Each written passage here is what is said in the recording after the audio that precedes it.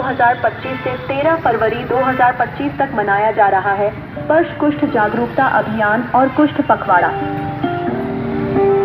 आइए हम सब मिलकर जागरूकता फैलाएं, भ्रांतियों को दूर भगाएं और यह सुनिश्चित करें कि कोई भी कुष्ठ प्रभावित व्यक्ति पीछे न छूटे।